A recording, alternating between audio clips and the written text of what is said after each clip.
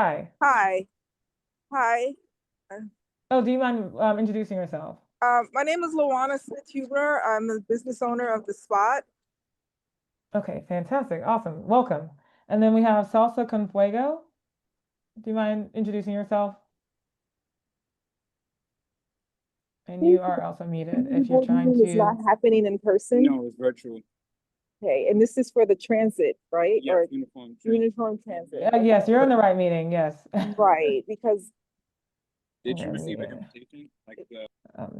Yeah. Salsa con Fuego. Do you mind introducing yourself? You might be away. Yeah, that's my partner. Oh, His name is perfect. John. Yeah. John. Hey, John. I'm sorry. I was dealing with some stuff. Oh, no problem. Just wanted to, yeah, do you mind introducing yourself? You are with this new establishment as well, is that right? Correct. Yeah, my name is John Torres. Okay, fantastic. Awesome. Welcome, John. Okay, Welcome. it Thank is you. it is 6:36 p.m. We are going to head and we're going to go ahead and get started. I'm going to go ahead and share my screen if I can find, I have too many tabs open. Where is this agenda? Here it is. Okay, can y'all see that? Yes. Awesome. No. Okay. Oh, now, yes. Okay, perfect. So first we'll go ahead and call to order. Do I have a motion to call this meeting to order? so moved. Perfect. Thank you, Nicole. Seconded. Thank you, Jordan. And do I have a motion to adopt our January 12th minutes?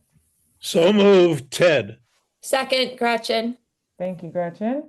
And then do we have a motion to adopt the agenda? I think, Gretchen, you would like Yeah, to. I do. I would love to add a topic. And at the risk of going out of order, it does involve both DOT and the 26th precinct. So just flagging that, I would hate for them to jump off and then for us to talk about it after they're gone. Okay, no problem at all. Perfect. Thank you, Gretchen. Do I have a motion to amend the agenda to include Gretchen's new business? So moved, Ted. Seconded, Jordan. Thank you, Jordan. Awesome, perfect. So let's go ahead and get started with our agenda here. We start with agency presentations and updates. So I believe I saw, did I see anyone from the 26th precinct join us? Yeah, we have Captain Moore, the new XO. Oh, awesome. Hello, Captain James Moore. Yes, please introduce yourself. Good evening, everyone. My name is James Moore. I am the new commanding officer of the 26th precinct. It's a pleasure to be with you all tonight. We have an important conversation, and I'm glad to be a part of the conversation. So as it relates to the 26 and crime, we are doing well overall. We did see a slight increase by 2 crimes over the 28-day period. When I like to say 28-day period, the last 28 days. But overall, we're doing well. We had a problem that we were addressing for the past couple of weeks over along Riverside, Broadway, in Amsterdam, dealing with vehicle theft. It's an ongoing issue that we have in the 26 precinct, something that we're paying special attention to. And we are here to serve. I'm happy to be a part of this conversation. And thank you. If there's any questions, I can take them at this time. Yeah, Ted, question with regard to, you said auto crimes. I assume that means auto thefts. And are there any special models, makes, etc., that seem to be the ones that are most likely to be hit upon? Yes. So there are 2 things. We include the grand larceny autos, which is auto theft that you're talking about. The popular vehicle is going to be Hondas and also the Kias. So those are the 2 things. But then auto accessories that we're also seeing a spike in. That's when like parts of the car is taken. And so we see a large increase in Honda sensors, the emblem. Those Honda CRVs are the majority of things that are being taken, but you also have your Cadillac converters. That's the second most popular thing to take. And then the third is the tire and rims. So when you walk or drive around and you see cars on the crates with the tires and the rims, all 4 of them taken, those are some of the things that we're combating here in the 2-6. Thank you. No problem. Hello, folks. I'm Officer Ann Cardenas from the 26th Precinct Community Affairs. I just wanted to expound a little bit about what Captain Moore, commanding officer of the 26th Precinct, was speaking about. We have seen an uptick in Honda sensors and sensors in these vehicles being removed. So if you have one, or if the family or a neighbor has one, just please ask them to be very mindful. Apparently, they're very easy to remove. They're pretty much the in front, the front bumper, and it's that it blends in very well with the logo of the vehicle, and they can just pop those things off in a matter of seconds. And so, like what they used to do in the 90s, if some of us can recall, where we would have the car radios, and after so many break into the vehicles, some people started getting the radios that they could take, that were portable, that the face that they could take off. So at this point, it would be suggested that if they do take their sensor with them, I know it's a little bit of inconvenience, but it would be a great deterrent, and it would be something that would save the owner of the vehicle some money, because most times insurance doesn't cover those type of accessories being removed from the vehicle. And I just also wanted to touch base with our seniors. I've been personally speaking with some seniors that have called me regarding the scams over the phone, and now with AI, they've been getting messages that appear to be family or friends that they know, moving, not just still pictures anymore, and requesting for money. So if there's any doubt whether or not the police called, give us a call back at the precinct to make sure that it was a police officer that called, or they could call their family member back before, or I don't suggest them giving any money over the phone, any gift cards or any personal information over the phone. So we are taking any questions. And I know, Gretchen, you did have a question.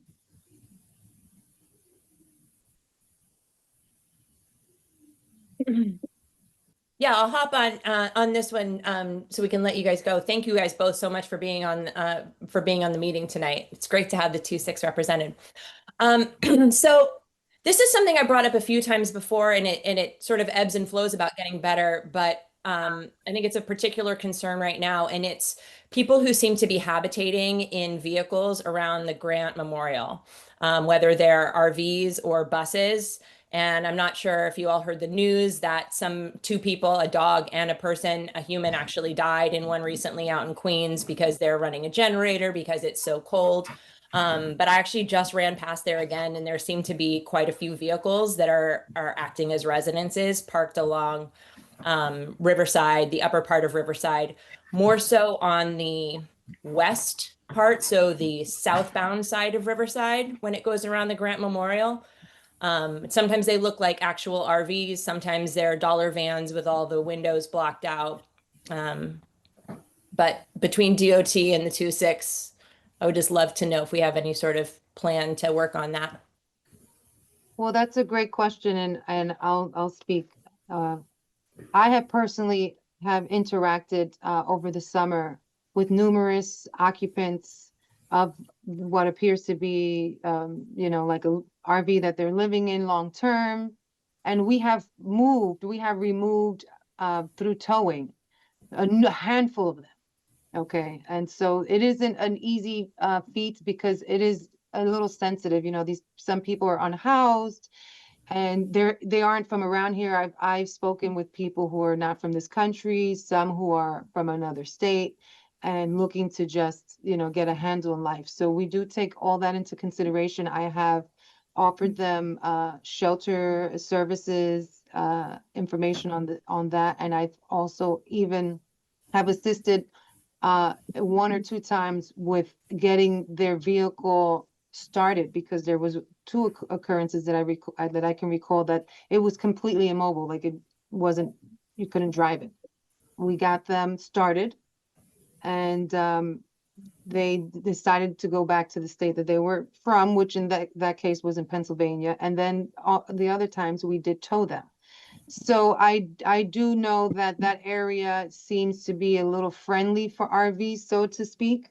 So we do keep our eye on that, and we will take another look at it and see what we can do.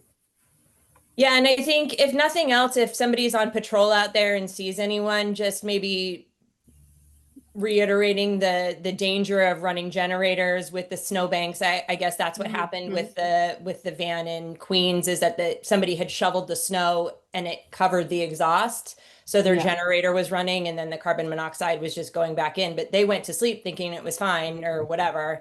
And then before long, you've got carbon monoxide buildup and they unfortunately died. But Yeah. it seems like it's like a little bit of a ticking time bomb with so many of them over there. Yeah, and I do appreciate you, Gretchen, really bringing that up to our attention. I'm going to personally see, because I'm concerned that we don't want anyone to, unfortunately, to pass away, and just to maybe see if it's something I can, I see that it looks like the snow is covering your muffler, something like that, that we can avoid. We really do appreciate that. Yeah, of course, of course. Awesome. Thanks you guys so much. I appreciate the attention to it. Yeah, thank you, Officer Cardenas. Ira, I see you have a question. Oh. Oh, Ira, I think there's something wrong with your mic, I think. It's coming a little like squeaky or something. Am I the only one hearing this? No, No. you're not. It's not. Oh, okay, yeah, sorry, Ira. We can't really hear you. Do you mind putting it in the chat, possibly? While we wait for that, I'll make a public service announcement. NYPD is offering exams, traffic agents, police officers. So if you know anyone that's interested, it'd be a great opportunity. Now is open. It just opened February 3rd. So just go ahead and get online and register, take the exam. NYPD police officer, traffic officer. Oh, thank you, Captain Moore. Ira, did he have a chance to put it in the chat, the question or comment? Just a comment that idling is illegal. Oh, thank you. Got it, Ira. Thank you. Yeah, and dangerous with the conversion to carbon monoxide. Yeah. Absolutely. Thank you, Ira and Felipe. Awesome. Well, thank you so much, Captain Moore, Officer Cardenas. I hope that Captain Moore, you'll join us at our upcoming full board meeting and then introduce yourselves to everyone. But thank you so much for joining tonight. Really appreciate the representation from the 2-6 for sure. Thank you so much. Thank you, Ms. Adams. Yeah. Next up, we have the 30th precinct. Hey, good evening, everyone. Officer Stumer from the 30th Precinct. Hey, Officer Boomer. Yeah, go ahead. Good evening, everyone.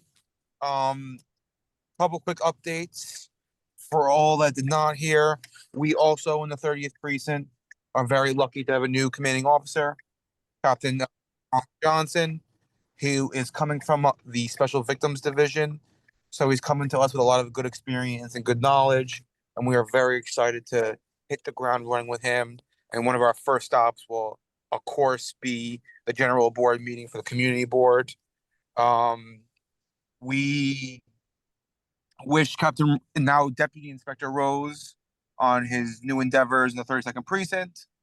But as the NYPD goes, you do really good in one precinct and they grab you for another precinct. So as much as we miss him, we are very, very excited and happy for him on his new position and looking forward to Captain Johnson. Nothing really on the update side from the 30th Precinct other than billiards and bar, which I know I got some emails about from the board.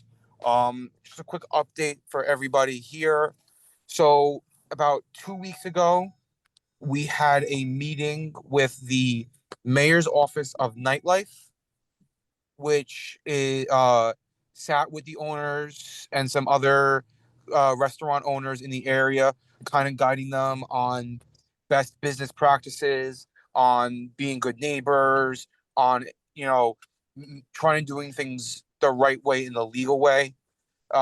It was a very, very productive meeting with them. They kind of understand, what's at stake here, especially with the fact that they currently do have a temporary SLA license that was given to them. We have a follow-up meeting in the coming weeks with the New York City Mayor's Office of Nightlife. So what they do is they'll go in there and make sure that everything that they spoke about in that meeting is being listened to. And if it's not, then that's when some penalties can start coming into it. And I think also the removal of that temporary SLA license. Otherwise, that's all I have for everybody. If anyone has any questions. Yeah, before I open it to the committee and then the public, Officer Stumer, I think we'd love to chat with the Mayor's Office of Nightlife about this particular establishment. I think it's very interesting that they have gotten so many chances. Hey Solomon, our co-chair of UST, Solomon Prophet, has just joined. Oh, he's putting. I was just introducing you, Solomon. We're talking about Broadway Billiards and Bar.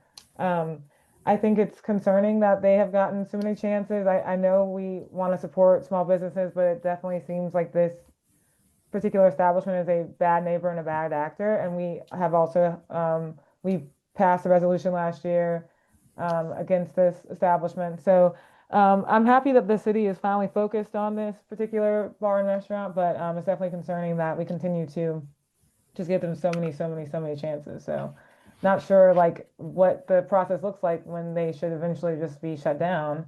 But clearly it's a very long and arduous process. But Solomon, did you have any comments about Broadway Billiards? Officer Stumer was mentioning that the Mayor's Office of Nightlife met with them and the 30th Precinct, and that it was a pretty productive meeting. So, yeah. Yeah, the only thing that I kind of want to mention, and I think I shared a letter, an email that was shared or sent to us by the tenant association representative that lives in the building above the billiards. I shared it with the committee and with Officer Stumer. So, one of the things that the State Liquor Authority had asked was that we get, we have something in writing, something official, from the board, outlining, why we feel that we should object to the TRP that's been given to them and issued. So I'm going to work on that. I will send that to the committee.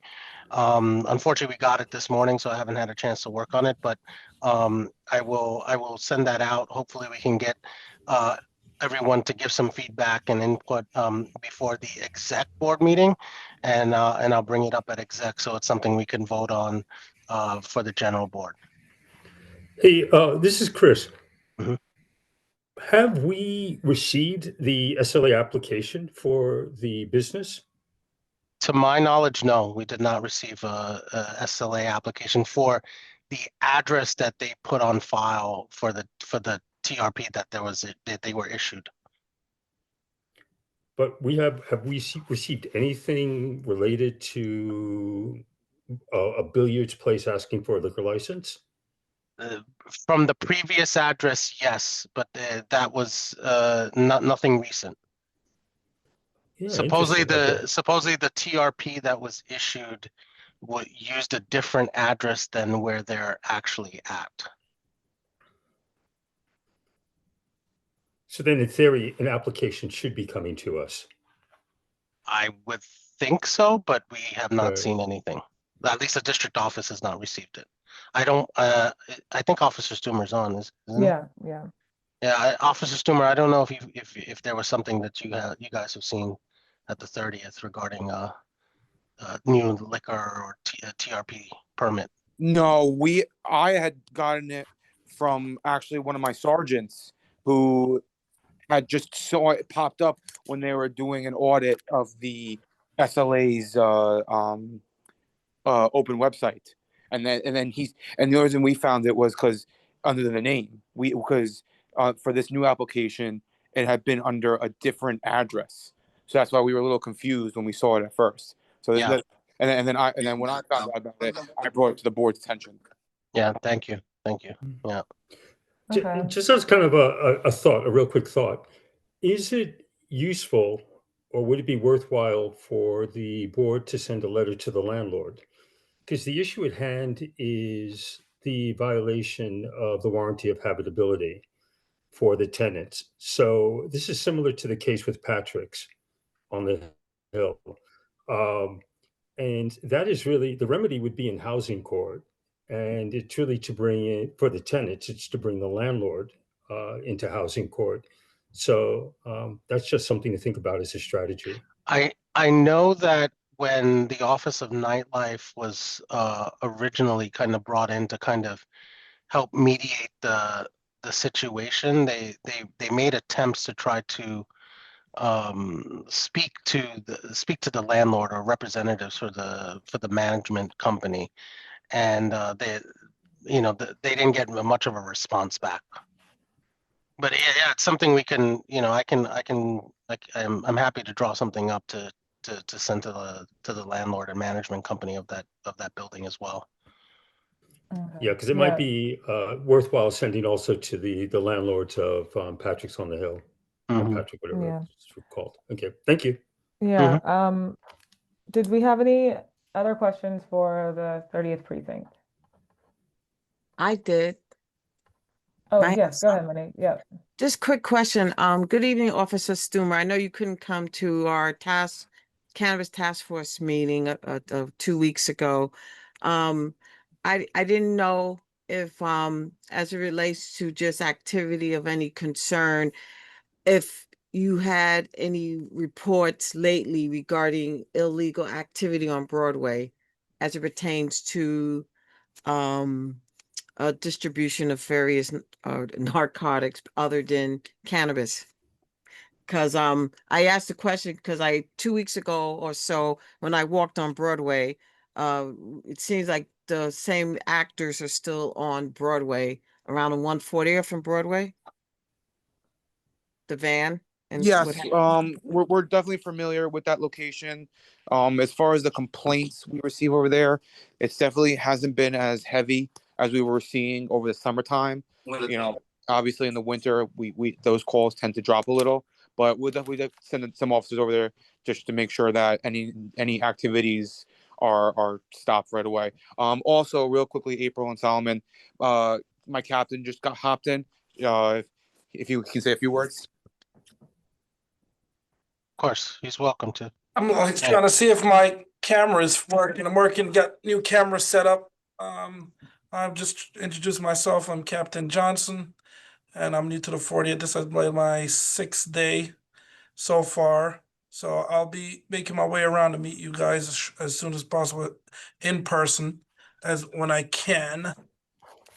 But I'm gonna be accessible. I think I met you in person already. Yeah, we met Captain Johnson, and it's a pleasure to have you. Thank you for coming on, and welcome to the 30th precinct, and we're looking forward to working with you. A lot of the people on the call are part of the Uniform Services and Transportation Committee, as well as Community Board 9. All right, good. And nice to meet you guys, and looking forward to working with you guys as well. Yeah, well, we see you at our general board meeting, not next Thursday, but on the 19th. Yes, I'll be there. Awesome, perfect. Nice to meet you. Can't wait to meet you in person. All right. I'm sorry, chairs. I was I didn't finish in terms of my comment or question pertaining to. So nice to meet you, Captain. I also had the pleasure of meeting you a few weeks ago. So welcome. The other concern I had was on 145th Street in front of the McDonald's. There appears to be an issue in terms of congregation right in front of that bus stop. It's people not even in front of the McDonald's, but in front of the bus stop. They have clothes and shopping carts and all types of goodies there. And once again, I don't want to criminalize people, especially if they're homeless, but it's problematic when you have to climb around people to get to the bus and also go in the subway. So I don't know if you're aware of that. Maybe somebody could be dispatched to see like what kind of help those individuals need so they're not congregating there. So I just wanted to share that as well. So actually, let me dovetail into that. The McDonald's location at that corner seems to be experiencing issues related to the homeless. Officer Stumer, you're probably familiar with that. To the extent that it's sort of like a warming hut. So the clothing I think you're referring to, Monique, probably belongs to the folks that are inside. It looks like to me, because I pop in there frequently to pick up coffee, it looks like they're now doing drug transactions inside of McDonald's. So that's kind of Officer like an Johnson, I FYI. mean, Captain Johnson, Officer Steamer, can y'all Okay. speak Yeah. to that? Wow. Okay. Yeah, we're definitely familiar with the issues with McDonald's over there. What we tend to see is a lot of it is transient, where it's people coming to and from the train station right down there. We have a very good relationship with Transit District 3.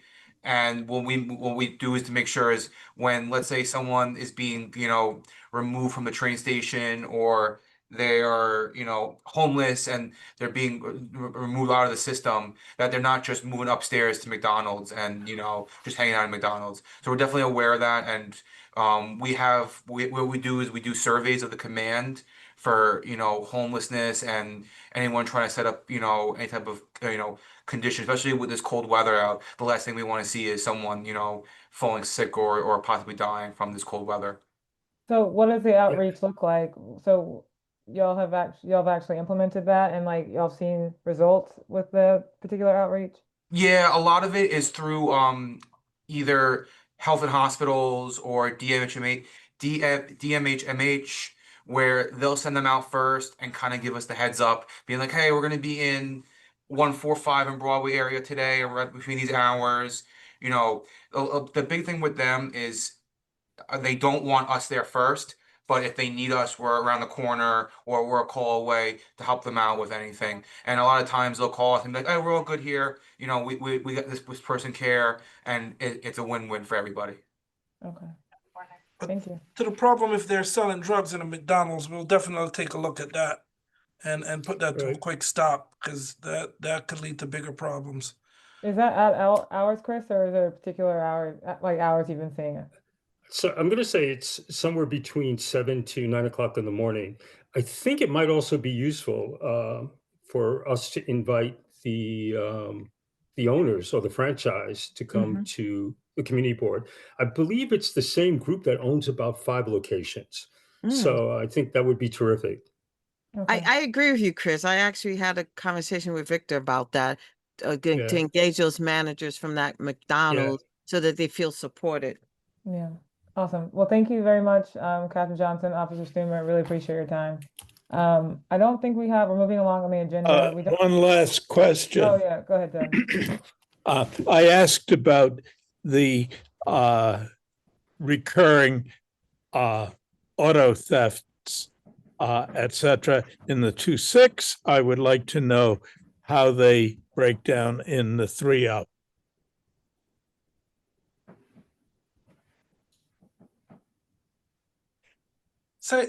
So far, what we're looking in auto theft for the 3.0, since I've been here, I see just Honda Accord sensors being taken. I think we had averaged 2 so far since I've been here for the month, of the sensors being removed from Honda, the newly model Hondas as we speak. But auto theft in of its old GLAs, we had 1 last week, but it was domestic related. So nothing crazy. And as is there a pertains. particular location? Like, is it along Riverside as well? Well, that one wasn't along Riverside, no. Okay. But the other 2 that were, that you referred to, where were they? You that in a second. It was the northern part of the command. It was over in the northern part of the command. I don't have the exact address, but it was in another I part. believe it was in the northern part, like 149th to 155th area. Yeah. East, west, or what? North. Yes, I know, but around Broadway to Riverside to Amsterdam, in that Okay. it wasn't like on like one specific block, it's just in that general area. A lot of times what we see is when it comes to these thefts is they'll hit 1 block and then drive around the corner and go like 3 blocks down. They don't tend to hit like 1 block and with multiple cars, as the longer they're on 1 block, the more attention they're going to draw to those locations. And one specific one was 542 153, a person did a remote start and left the car running. And, I guess we gotta make sure, when you remote start your car and just make sure it's locked. But they look for those easy ones when cars just start being warmed up. And then they go for joyride in them, in those kind of vehicles. So Thank that was on 153. Okay, thank you. Thank you both. Awesome. Moving along, we don't have anyone from PSA 6, I believe. So looks like Lyle, you are up from the New York City Department of Transportation. Everyone, Lyle Becker from DOT. I don't have much for you this month, actually. I think you met our new DOT Manhattan Borough Commissioner last month, Danielle Zuckerman. She attended the January meeting. And I'm sure you're all aware by now, with new mayoral administration, that means we also have a new DOT commissioner who replaced our former one, Commissioner Udanis Rodriguez, at the beginning of the year. The new commissioner, if you're not aware, his name is Michael Flynn, and he has experience having worked in DOT in the past on our traffic planning and management division, as well as in the private sector. So he has perspectives both from inside and outside the agency that he brings to the role. And as DOT goes through the transition from one commissioner to another, we'll continue to keep you posted on DOT projects or initiatives that will be coming before the committee. Nothing that I can think about now as far as any presentations, but like I said, we're going through our list of potential proposals and projects for this year. So if there's anything to bring across to the community board, we'll definitely keep you posted and let you know. But that's it for me this month, unless there's any questions. I'll start. I think you probably know it's these sidewalks and all the ice. All the sidewalks have become very skinny, and they're probably going to be very skinny for a couple more weeks. So, so is that just like 311, or like if some of them haven't been shoveled, that's just clearly a 311 issue, or like can we? Because even in the neighborhood, there's some blocks that are completely just iced over. They were never salted or shoveled. So I'm curious about that. Yeah, usually because we've been getting this question here and there recently, especially with the snow just kind of lingering. Sanitation usually handles most things when it comes to snow and ice removal. What DOT removes as far as snow is the snow from bus shelters. So if there are any bus shelters that you see that still have any ice that's inside of them, we can reach out to our contractor in order for those to be cleared. Sanitation usually handles the bus stops, just the ones with the poles, and other locations, just in throughout the city that there may be a large accumulation of snow.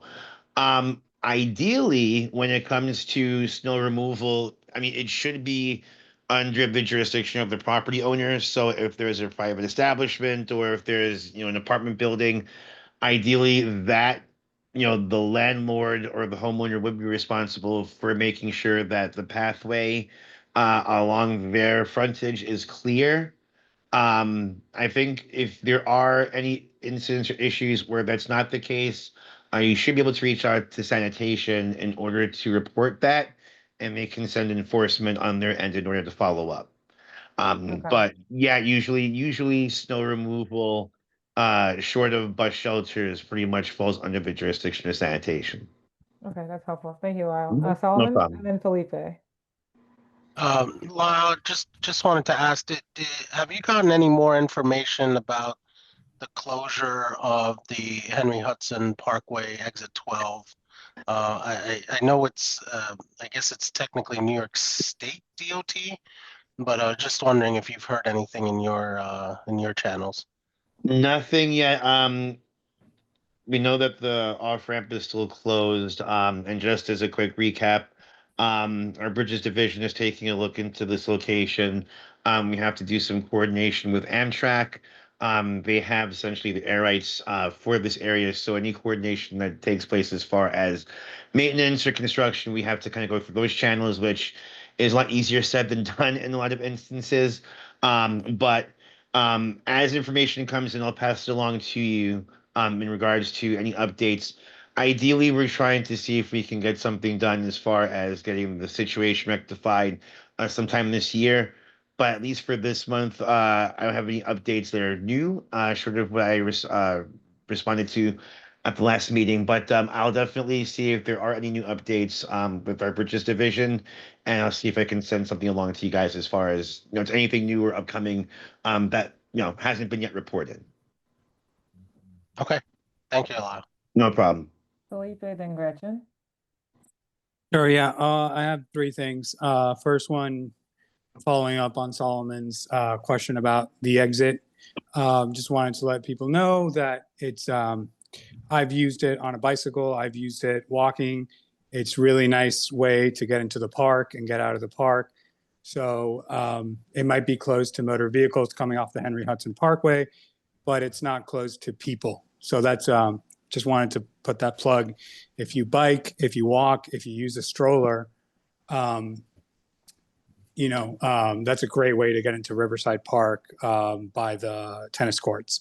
So so that's that about the exit. Then on the snow removal, I sent a couple articles on the situation with the city bikes that are owned by Lyft. And they have a contract with DOT. I understand it's the responsibility of Lyft to clean the docks, but a lot of docks have not been cleaned. And I don't know if DOT has any sort of ability to pressure Lyft. And then lastly, in terms of projects that DOT, New York City DOT can present to this community board, I would highly recommend that Lyle, you take a look again at the resolutions that have been passed in the past year and a half, including protected bike lanes on West 155th Street and some of the resolutions that have been passed in UST that are, I can't remember them all, but we talked about them in this meeting, we passed them, and I would highly appreciate it if you took a look at them. Okay.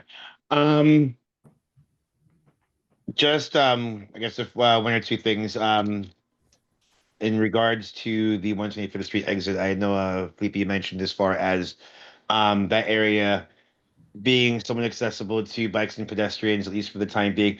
I will say this, DOT doesn't really encourage any folks, bikers or pedestrians, really to use that area. Ideally, its true intended purpose is as an off ramp. We understand that, it's closed currently and it is being utilized in a different way. Right. But it's not really anything that DOT would really strongly No. support as far I'm as, not saying that you guys should recommend or whatever. I'm just saying, I'm just explaining what's going on out there, like in the real world. Yeah. And exits have been repurposed off of parkways. There's one lovely one on East 62nd Street on the east side off the FDR. There's one off the Harlem River Drive on 138th. So yeah, it's nothing new. It's nothing that remarkable, really. Understood. And just to piggyback off of what you mentioned about City Bike, you're correct, Lyft. They do have responsibility for City Bike. Right.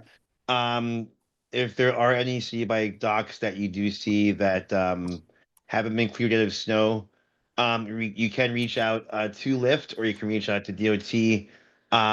Our City Bike division can reach out to Lyft in order to let them know whichever locations there may be snow. But ultimately, it would be Lyft's responsibility to follow up in order to remove that from all City Bike docks. And regarding the protected bike lanes, I know that there is resolution for 155th Street. Just so you know, And our 110th. Yeah, 110th. yeah. Regarding the 155th Street one, just so you know, like I said, our Bicycles and Greenways division is currently taking a look at that location to determine the feasibility of protected bike lanes or something of that sort on 155th. So hopefully we should have some information for you sometime, in the near future. But just so that you know, it is being researched by the agency currently. So we should have some answers for you fairly. Nice. Because sometime in the future, correct me if I'm wrong. There's 0 protected bike lanes in the district right now, right? I'm not sure about the district overall. I know Zero. 155th. 0. I think it's 0. Yeah, Zero. I'm trying to think off the top of my head if there's any place within CB9 that would have protected. But I know we have bike lanes, standard bike lanes, but I Yeah. think you might be right as far as protected. Protected, 0 feet, yeah. 0 miles, 0. Yeah. Yeah. Okay, great. Yeah, so we'll be in touch about 155th. So like I said, as information comes in on that, we'll keep you posted. But I know that there Thank are you. some upcoming projects in regards to the BX6 along 155th Street too. So there are a couple of things kind of going on around the area that should be starting to develop, relatively soon. So we'll keep you posted as more information on that comes in. Thank Thanks, you, Lyle. Lyle. Appreciate it. Gretchen, No did you problem. have a question? Yeah, I got two comments and a question. I'll be fast. The first one is with regard to the snow clearance. One of the things I learned, and I think you sort of referenced around this, Lyle, is that I learned just this year that the bus shelters are DOT's responsibility, but if it's a non-sheltered bus stop, like just a bench, that's actually the property owner's responsibility. So unfortunately, that's a 311 complaint. But that was new information to me. So just clarifying that for the rest of the team and correct me if I'm wrong on that, Lyle. Oh, no, you're right. Yeah, exactly. Bus shelters are under DOT's jurisdiction as far as snow removal and clearance. For bus stops, if they're, which is again just like the regular pole with the sign attached, if there is any snow that is still lingering along standard bus stops, you can reach out to sanitation and put that on their radar, and they should be able to follow up if the property owner yet has not. So that's another avenue that you can use, at least for bus stops. And again, you can let me know for any bus shelters, and we can alert our contractor to follow up on our end. Great, thank you. And then the other thing I just wanted to say, and again, this kind of goes towards sanitation, but I think it's just good kind of clocking for the future is, so the snow mostly came on Sunday into Monday, right? And so Monday, school was off. Most people didn't go to work. I did go to work, and I actually biked home on Monday night. And believe it or not, it was actually like pretty easy to bike home. But Tuesday was an absolute disaster. And what I believe happened, just based on what I saw, was that the people who didn't go into work on Monday did go into work on Tuesday, and they pushed all of the snow off of the sidewalks into the bike lane. So it was a little bit wild that Tuesday was significantly more treacherous than Monday. And I bet sanitation was probably just taking a breather because they had been working nonstop.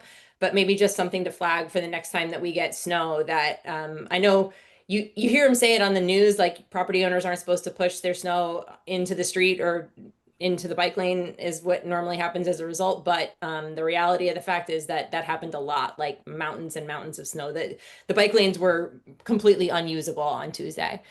And then for my question, and that is, I'm pretty good at following all the memos that go out, but I'm trying to figure out what's going on with the traffic signals and crosswalks at Amsterdam and 111th Street. There's been like temporary ones for a while, and then now, and like they dug up the pavement around it, and so it looks like they're putting like big buttons in where we didn't have them before. And I'm just kind of curious what the plan was on that project. I don't have information about that intersection, but I can definitely follow up with my colleagues in our intersection control unit, i.e. our signals division, to see if there is anything in the works for that location, just to verify that's Amsterdam and 111, correct? Yeah, and it seems like a Okay. pretty big project. It's got one, like it went from not having the traffic light to now it has like the huge concrete block with the temporary traffic light on it, and they've installed new shorter signal button request things, but everything's sort of covered up and halfway done. Like I'm sure the snow put again everything on pause, but everything's sort Yeah. of torn up and in a state of haphazard, and it has been for about 2 months now. Okay, yeah, I can definitely follow up on our end.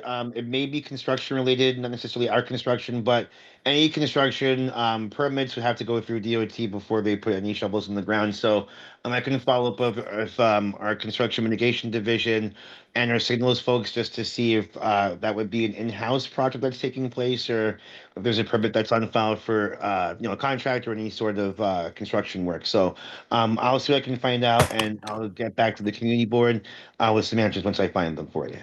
Great. Thank you, Lyle. Thanks for letting me know. All right. Thank you.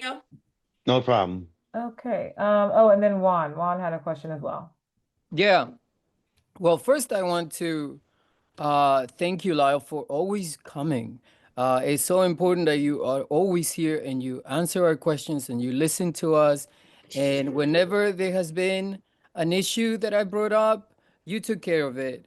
And I cannot thank you enough. That said, we have been speaking about having the MTA, the fire department, and sanitation to get here to our meeting. So we have to keep pushing on that. But relating to DOT, the barricade on Convent Avenue for for the entrance and CCNY is still there. And I want everybody to, if you have a moment, to walk through it and see how you feel. And if you're on a sidewalk and you're on a scooter, or maybe you have a bike and you don't want to get on the snow, so you get on the sidewalk, see what that is like. We talked about this 2 months ago. There's still there. The next thing I want to talk about, or I'm asking you about, is that the rest place for the buses on 149th and Convent is on the side that takes you to the Bronx. Is that on purpose so that people who have to wait to go to the Bronx can sit there and wait? And so that the people who are coming back home don't have to sit there and wait? Is that why? And the last thing I want to do is I would like to find out what is the contract with Zip Cars and how come they have so many spots for parking that are used really improperly. But moreover, how does the company get away with charging customers so much and getting away with it? And they call themselves a community service. They are not. So I would like those issues looked at, and I will keep pushing for that. Thank you, Kyle. Appreciate it. Kyle. No problem.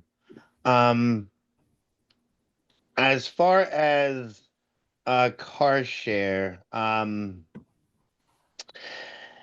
there are different age, there are different companies that have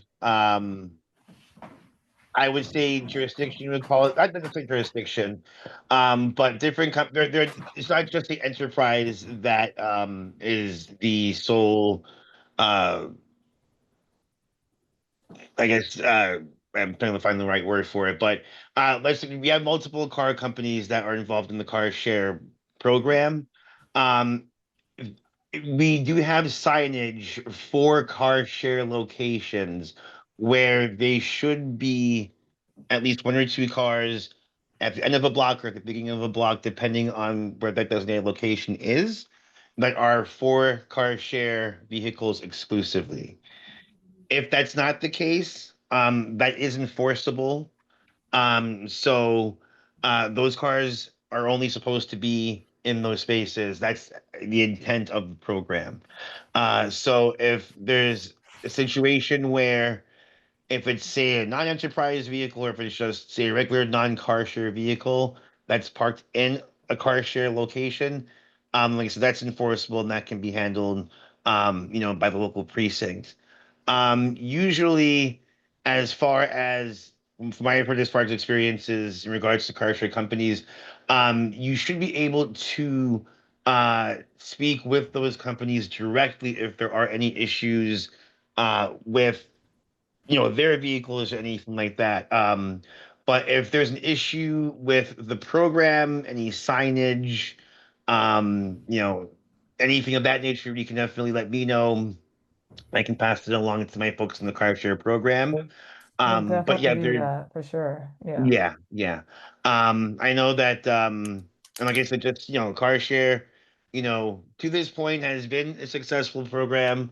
The idea behind it is so that if you need to make a quick pickup or a drop off, but you own a vehicle, ideally you wouldn't need to buy a vehicle if you were to rent one through, a car share, you know, a company. So again, if there are any issues that you see, anything that's out of the ordinary, any questions that you have, feel free to reach out to me and, we can definitely research and see what answers we can come up with and send to you. But Sorry, like I said, Lyle, we have to definitely. just move on. I see Gretchen has one last question and we need to move on. So sorry to Okay. cut you off. Yeah.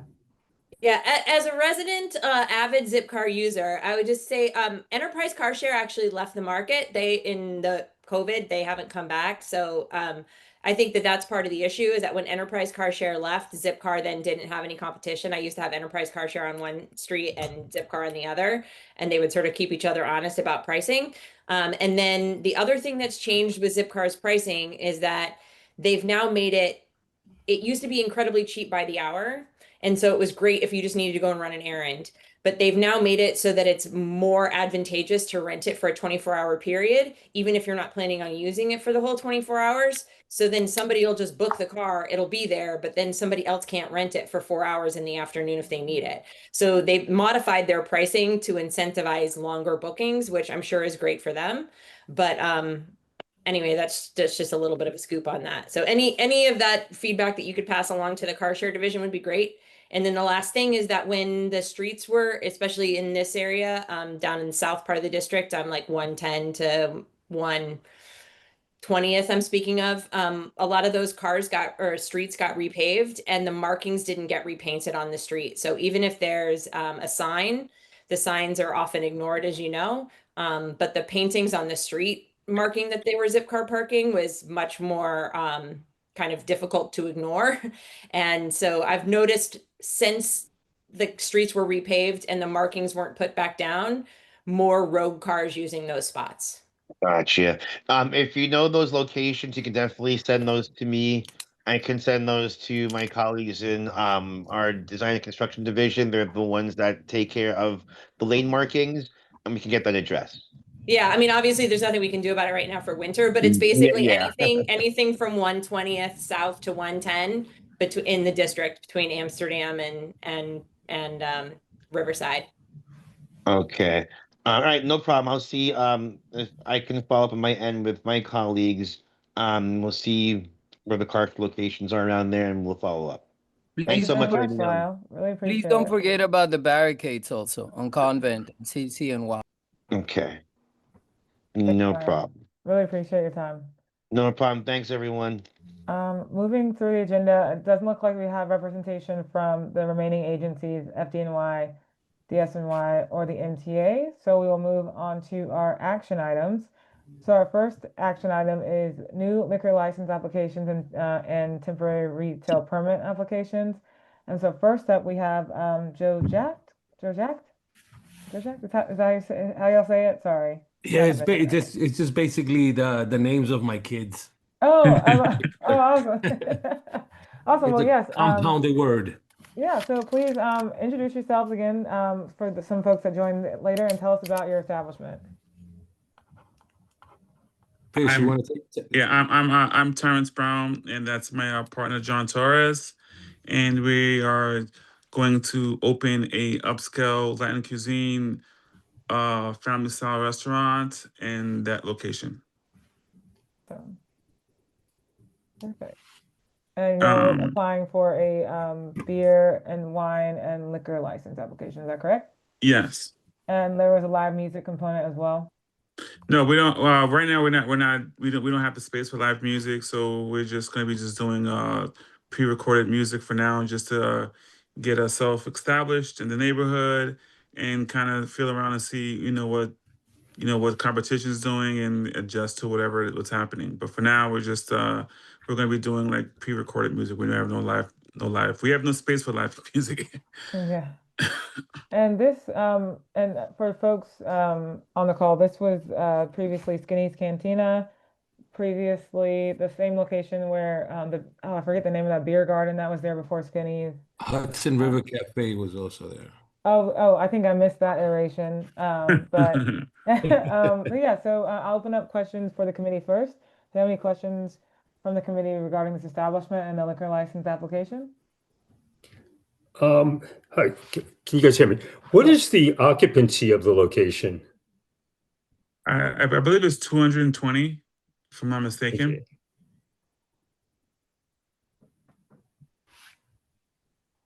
Yeah, I know previously there had been noise complaints from that area. due to just the sound, right? I know you said you're not having live music, but pre-recorded music.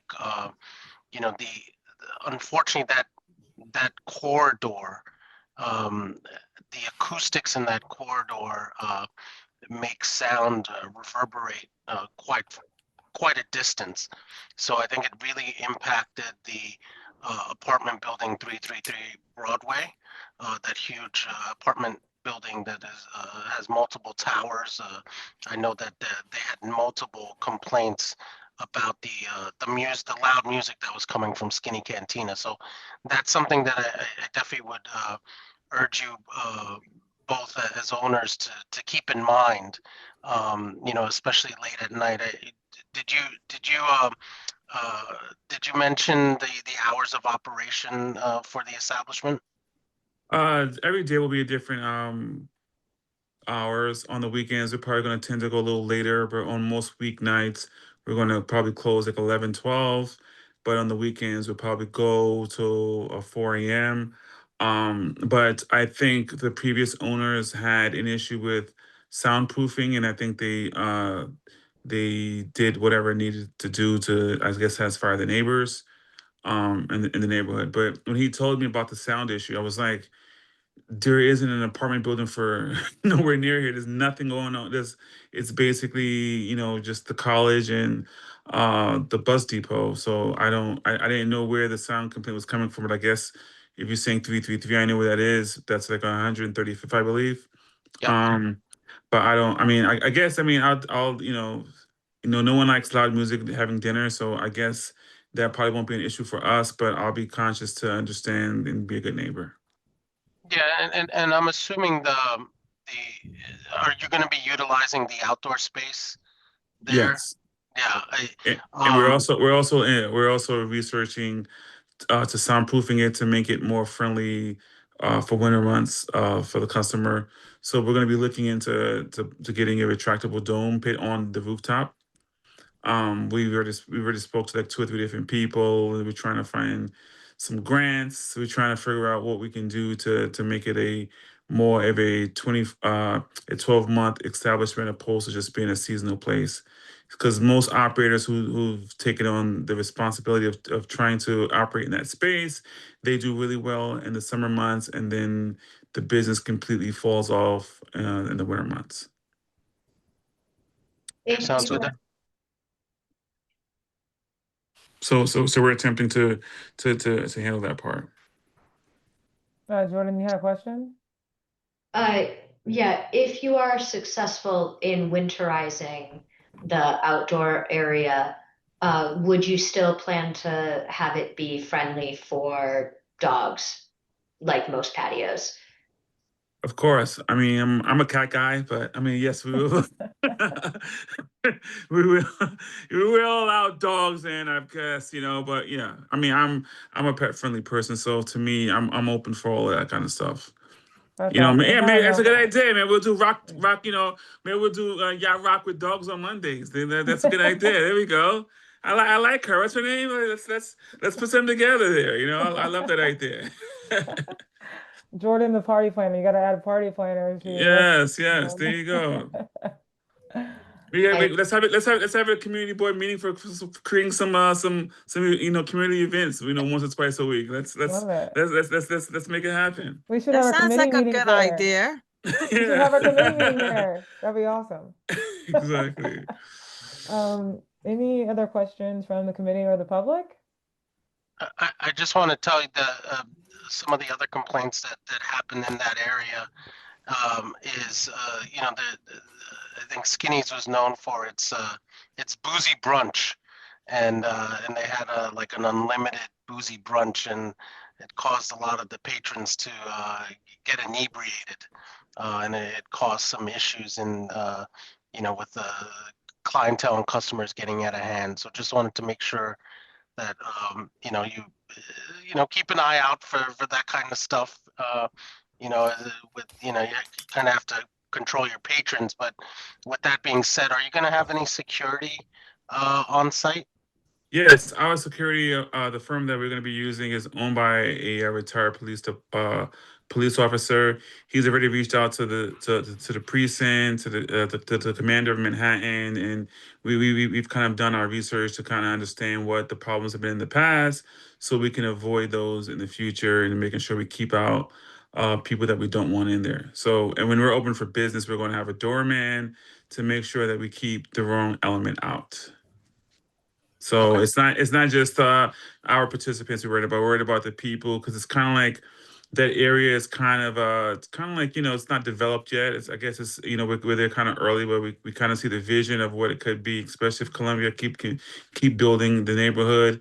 We kind of wanted to get there early to make sure that we, plant our flag and make sure that we're there for a long time. When's it opening? When are y'all opening? Mother's Day weekend in May, first week of May. Awesome. We're gonna have a soft opening, the week before, just to make sure that, the toilet bowl flushes and everything else works. And then and then the week, the week of Mother's Day is that's our target opening day.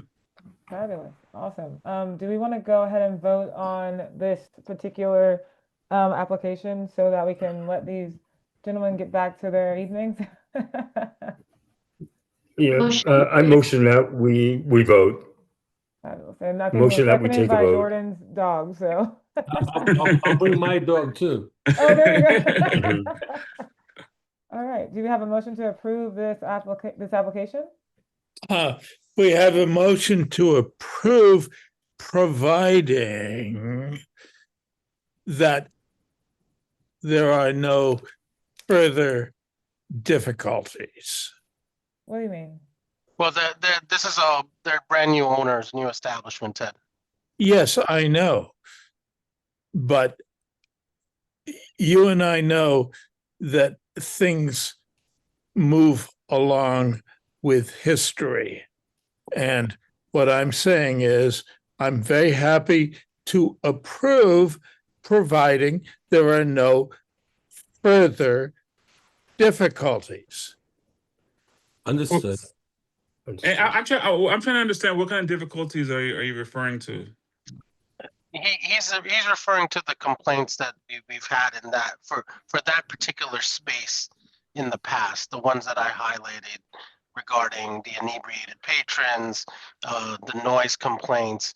There was also issues about the establishment doing valet parking in the space, and parking, parking cars under the arches, and putting it in spaces that were illegal. So I think that's what Ted is referring to. Yes. Gotcha. Thank you. Okay. Well, I mean, we're like newbies, so we don't know what happened in the past, and we're not trying to repeat the same mistakes. But we do know people need to park.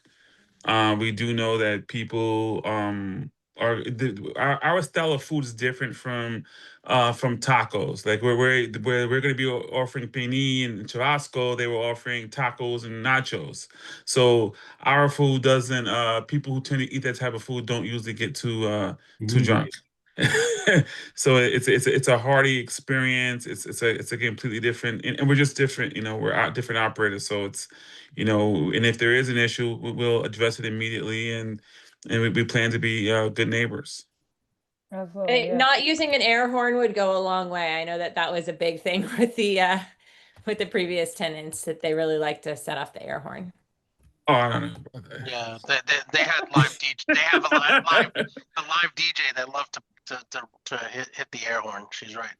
No, that sounds crazy. Yeah, And but it's an amazing spot. I'm so excited that something's going there, because it's such an amazing spot.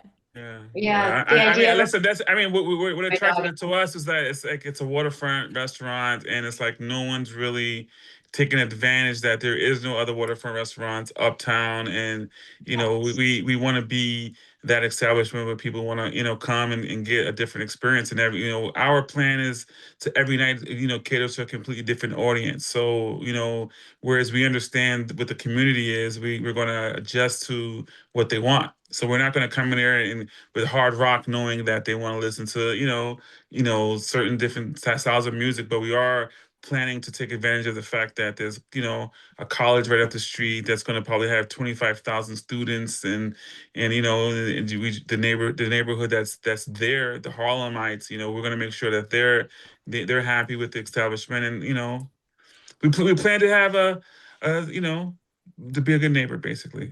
Fabulous. No, and Yeah, there's and one right that already. also goes to the thing with the parking is I think the last place, like 90% of the clientele came from Jersey just based on the license plates of the cars. So that's part of why I think then the valet parking turned into a big thing, because there would be a long queue getting off the Henry Hudson for cars to valet park, and it would become like a whole gridlock thing down there.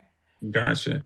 Yeah. Yeah, I mean, So, we haven't local even, to be honest neighborhood, with you, yeah. but to be honest with you, we haven't even thought about parking. I mean, that's something that, now you got me thinking, like, hey, so where are people going to park? You know, we didn't even we That's didn't why you think that come to far community ahead. You know, we're board. trying to, Yeah. we haven't even gotten there for you. We didn't, like, as far as park, like, I guess now we have something to think about, but we haven't thought about how we're going to deal with the fact that, you know, that people will need to park because there is no close public transportation that run over there. So we're expecting, you know, but most, you know, it's 2026. Most people do ride shares, they do Uber, and Yeah. it's kind of like a different day, you know. So Yeah, most people in this community do not own a car. Yeah. Just yeah, I'm sure you know that already. So. yeah. So So, that's But good. that's now you know how not, not not to a do bad it. idea to like have a partnership or a promo or something with Lyft to like, you know, if you have like designated Lyft pickup and like really prioritize that and sort Yeah. of send that message that that's the best way to come and go. And I know Ms. Dunn is working on getting the bus back over there. So if we can get the bus running by that spot, that'd be great too. You have a question? It doesn't not, it's not even a question. I think it's a comment. It kind of ties back into the question that was asked about the egress on 125th Street and that being closed and cars being able to eventually and hopefully access that space. I mean, these gentlemen are trying to open up a business, and that's why is another important reason to get that, I believe, that issue addressed, because that affects commerce in our uptown. People being able to get off and access those commercial establishments. Right. That's a neighborhood. bit, Monique, that's a bit of a segue, but just to answer that comment, like there are other ways to get down there. You know, a lot of people walk, a lot of people can take the bus, a lot of people bike. I mean, listen, if you're going to build a business relying on just people driving there to be patrons, you're not going to do well. No, I'm not saying that, Felipe. So y'all, I'm just sorry, saying that y'all, we Yeah. are in the middle of a vote. Yeah. So yeah, let's- Yeah, I'm just we're saying that's voting, a guys. consideration. We But gotta anyway, go. Yeah. that All right. was it. Thank you, Monique. Because I Thank you, don't Lisa. drive, so Yeah. nope. All right. So do we have unanimous consent? Yes. Motion for unanimous Motion. consent. Fabulous. Seconded. By me. Yes. Third by me. All right. Congratulations, You Thor. have my Thank you. Well, consent. listen, I'm gonna hold you guys to However- it for my Monday nights for pets. Let's make that happen. Love it. Very excited. I'll bring my dog too. All right, thank you guys. Have a good night. you. Thank you so much. Bye. The next action item, the next liquor license in TRP is for the George at Columbia University, West 126th and Morningside Avenue. I kind of have a feeling I already know how this is going to go, but let's discuss. We don't have anyone here to chat about it, unless I don't know who Laura Harmankaya is. I'm just here with the spectator. I'm just listening in. Oh, hey, Laura. Hi. Thank you for coming. Of course. Thanks for having me. Yeah, absolutely. So yes, let's discuss, guys. How do we feel about this liquor license application? So they don't have a representative? There's no representative here now. Is this the same Columbia University that has closed off West 116th Street? It is indeed. The one. Okay, just making sure it's the same one. Yeah. All right. Yeah, I think we all know that right now Columbia has not been the best neighbor to us, to the community. So I would motion to table if they're not here. Seconded. Y'all are too kind. no, I think me and Gretchen are on the same wavelength right now. But Just okay. trying to be fair. You know. Yeah, that's I like that, Solomon. Thank you. So we Hey, have a I'll motion second your motion, April. No, so actually, I would like them to come. Actually, so I think Yeah, that's a good yeah, I plan. would like them to come. Actually, that's a good point. Let's give them an opportunity. Yeah. All right, perfect. So we will be tabling the Georgia Columbia liquor license application. So next up, we have renewal liquor license applications, and I will go ahead and we'll switch up the order, and we'll talk about chopped parsley first, because we have a representative here. So we have a renewal liquor license application for chopped parsley, but also, oh, there was a type of apologies. There's a removal liquor license application as well. So, Yumika, do you mind Yeah. chatting about this? Yeah. Yes, this is very confusing procedure because I've been in the having this license for past 10 years. We opened 2015. So we had beer wine license for 10 years. So we are currently moving the location. 10-year lease expired and then the landlord did not want to renew the license. Actually it's not the same landlord. I signed the lease that the building was bought, so new owner don't want us to stay there. To make a long story short, we put up the fight, and then even the city council member Sean Abreu, he wrote a letter to the landlord, and our customer 45 letters sent out to the landlord, but we decided to not fighting anymore. So we decided to move. So we are currently in like a transition. Then so our current license expires the end of February. Then I've been talking to the legal authority like every day, like last week, and spoke to 11 representatives. So how am I gonna transfer this license to the new location?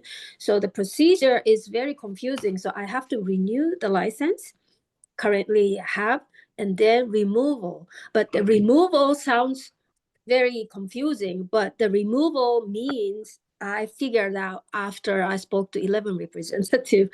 Removal means the new license with a new location address. It's called removal procedure.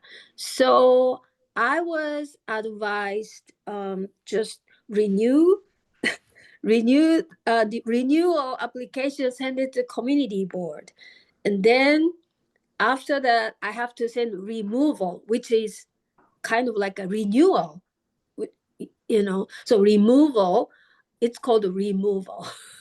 That's what got confused me, but removal application, it's sent out. So I spoke with Hakeem Monday, so he received it. So yeah, that's where we are at right now. So so community board have to agree with To our remove and to renew.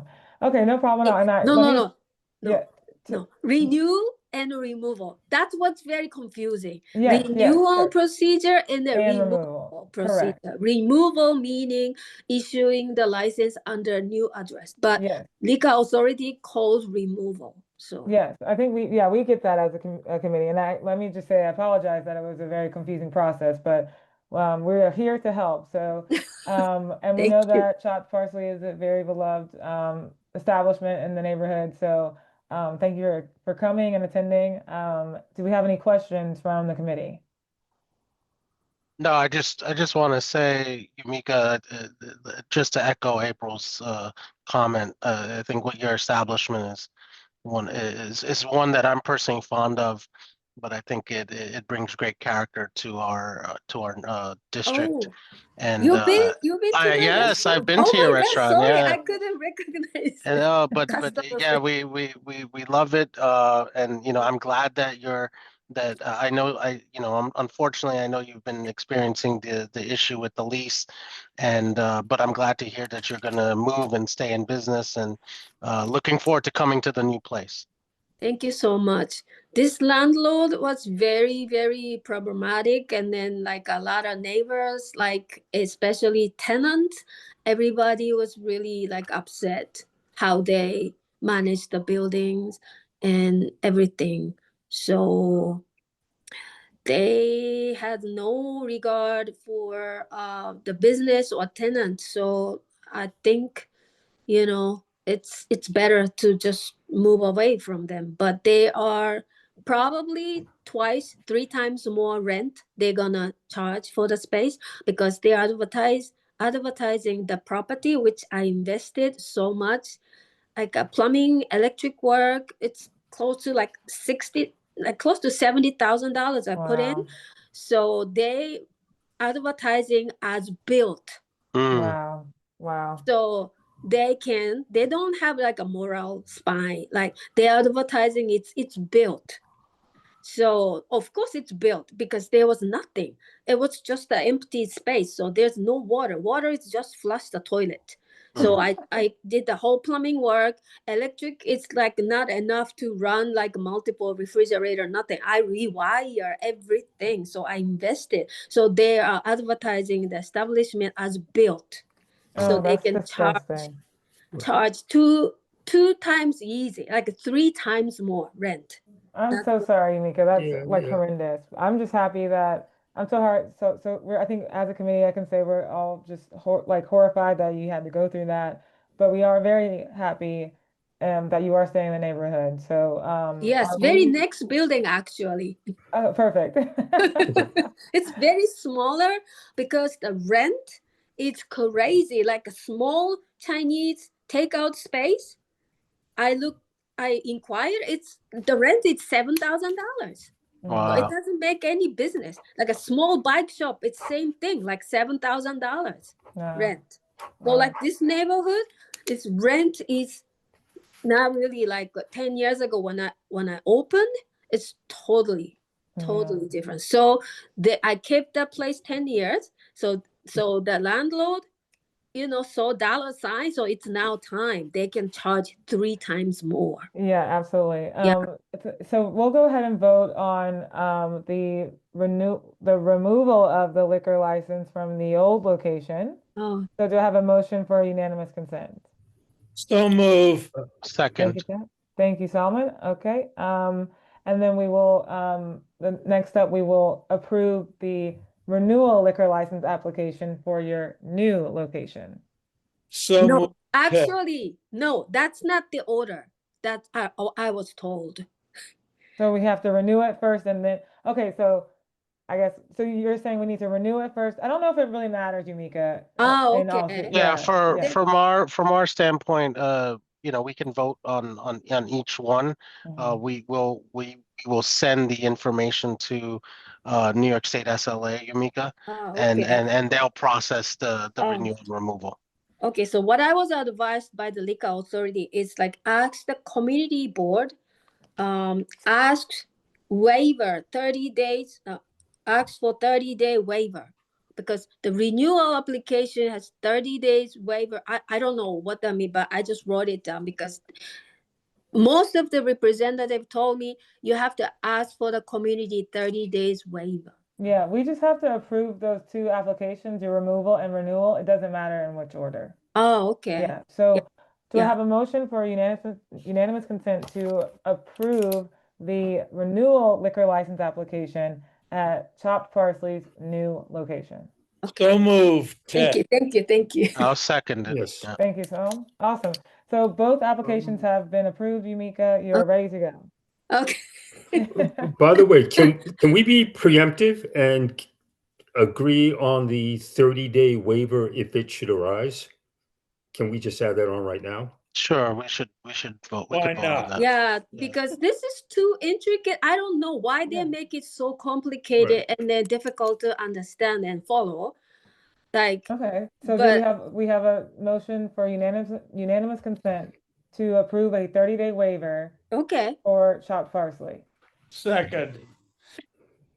Unanimous consent. Unanimous Awesome. consent, yeah. Okay. No objections. No Awesome. objections. Fantastic. Fantastic. Thank you very much, Yumika, Thank you very much. Thank you for coming. Yeah. Okay, thank you. Location Thank you soon. for inviting for this meeting. Yeah. Of course. And so Yumika, what we'll do is we'll let the district office know, Hakil and Yutha, and they will write the necessary documentation and provide that to New York State SLA for your waiver, as well as the SLA renewal and removal. Yes. Thank Okay. you. So Okay, no problem. I was told the removal process takes 6 months. Oh gosh. So Okay, sorry, Yumika. I'm sorry to hear that.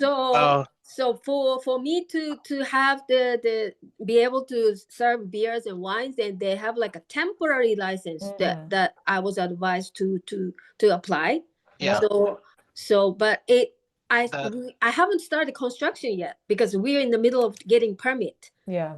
from the city. So once it started, I could see like, okay, this is like 2 months ahead. Like I can, it's That gonna totally take makes 2 sense, months. Yumika. I'm So- sorry. So I hate to cut you off. We just have to move through the agenda. But I'm really Yeah. happy that we got these approved and excited to come to the new location. Thank you so much. Yes, yeah. So So this temporary license, I don't know about. Maybe I might need community help, but I will see. Please come back. I'll put my my email and my phone number in the chat. You can also get it from the board office. But if you run into any issues, please let us know. Okay. Okay. All right. Thank you. Thank you. Bye. Bye-bye. Bye. Okay, so next up on the agenda, we have additional renewal liquor license applications. First up is LaSalle Dumpling Room at 2897 Broadway on the corner of LaSalle. Any Yeah. feedback from that location? Just wanted to let you guys know, I did check the location, that there were no complaints regarding this location, and I did not see any open violations with any city agencies as well. And I can tell you that the last time I was there, the dumplings were delicious. They have really good reviews online. I love that. Yeah, no, it's a good spot. Awesome. Okay. Any other comments or questions about LaSalle? Okay. Unanimous consent. I second that. Jordan thirded it. Perfect. The renewal liquor license application for LaSalle Dumpling Room has been approved. And then last one we have is Ban Shop, 2911 Broadway, between 113th and 114th. Any comments or questions? Yeah, and just to let everyone know, this is a Vietnamese kind of restaurant or takeout place. It is like April said, on 113th Street and Broadway. I also checked the location for any complaints. There were no complaints, no issues from the 2-6, as well as no open existing violations from any city agencies.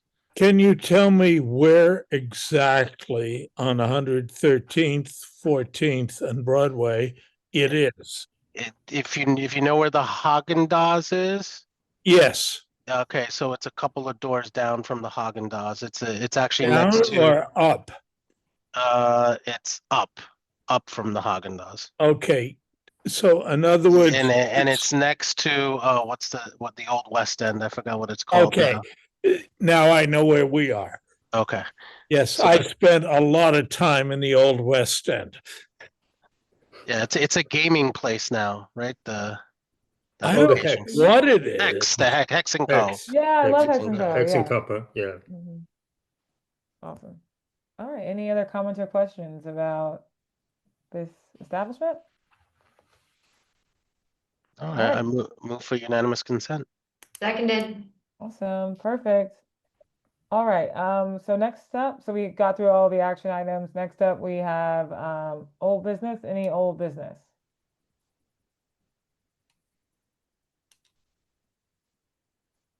Doesn't look like any. We have some new business. I know Gretchen mentioned, but before we move to that, I see the owner of the spot is still on. Did you have anything that you wanted to particularly comment on or address at tonight's meeting? Oh, sorry, you're on mute.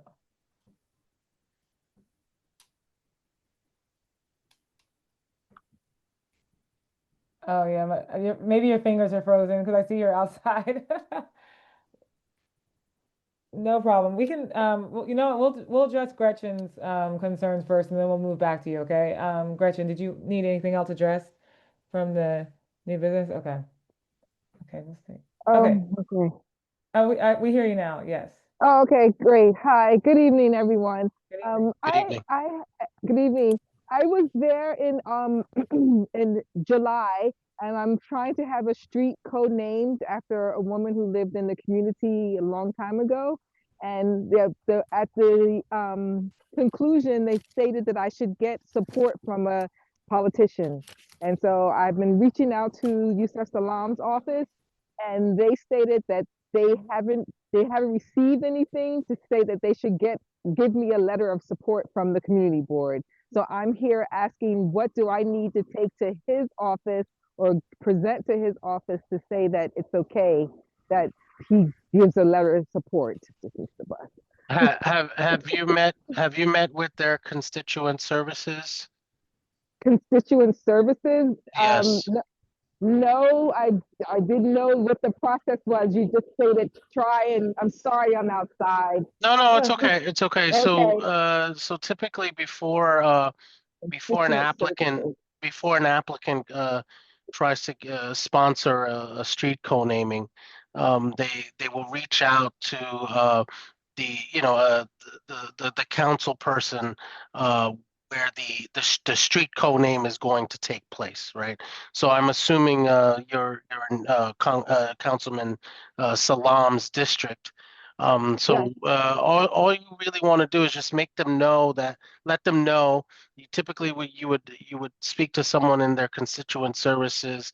Not necessarily Councilman Salam himself, but someone in his office, and just let them know, hey, we're going to be applying for this street co-naming. We wanted to give you the courtesy of letting you know that we're going to apply for it, and that we're going to be reaching out to the community board to get to formalize the application. It's just and so that kind of lets them know, hey, this is something that you're pursuing, so that when they do receive a packet from the community board or from the district office, it's not like they're blindsided, like, oh, where is this coming from? Right. So it's just kind of letting them know, hey, we're starting this process. We're getting the signatures needed. We're getting letters of support needed. You can also ask them for a letter of support. It can't hurt your application package, right? And I asked that, and they stated that I didn't need a letter of support. And this is where I feel like I'm going back and forth, and I'm not because I did the application process. You have all of the forms and the signatures, and so now I'm just like, okay, so I've reached out to this councilman and said, hey, could you please support this? And then they said that they haven't received anything from the community board to understand what they need to be supporting. Okay, so now that you reached out to them, what we can do is we can put the package together. Why don't I don't know if you can see the chat, but what I will do is I will send you my email address. Let's get together and put the application together so that the committee can review it at the next committee meeting, so that we can formally present it to the exec board, and then the exec board will decide whether or not to push it to general board. Okay, because it has to go through.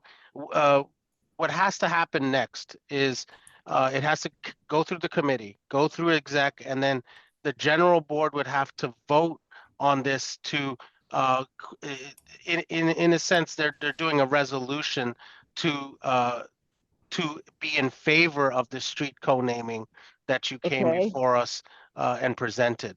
And then once that's done, that resolution is then sent to the councilman. Okay. So and then what happens after that is that if the councilman or councilwoman's office that if they approve it, it then goes to city council, and then city council has to vote on it. Of course, and they only do this twice a year. Correct. So, they only do it twice a year. I believe they do it in November and November and April. Yes. So I had because I sent all this was done in July, so it was like, okay, if you reach out to the office. Okay, so I will look forward to your email, and we'll. I put the email in the chat. But you could always reach out to the district office and ask. You can ask them if you're not able to get the email from the chat. you could reach out to the district office and ask them to reach out to me, and Okay. I'll help you. I'll help you finalize the application package. Perfect. Thank you so much. Thank course. you. Thank you. Okay. Thank you. All right. Do we have any other new business? Move to adjourn. Chris got that teed up. Let me put the chat. Okay, perfect. Thank you, Chris, for so wait, we have a motion to adjourn. So, I second. So I I'll guess we have second it. third, fourth by Gretchen. So we have ended the meeting at 8:05 p.m. Thank you, Chris, for doing the minutes last month. Thank you, John, for doing the minutes for this month's meeting. Really And appreciate thank you, y'all. Ted, for catching the date. Oh, I yeah. didn't. That was kind of funny. The next I was thinking about that and saying, hey, are we going to get a day off?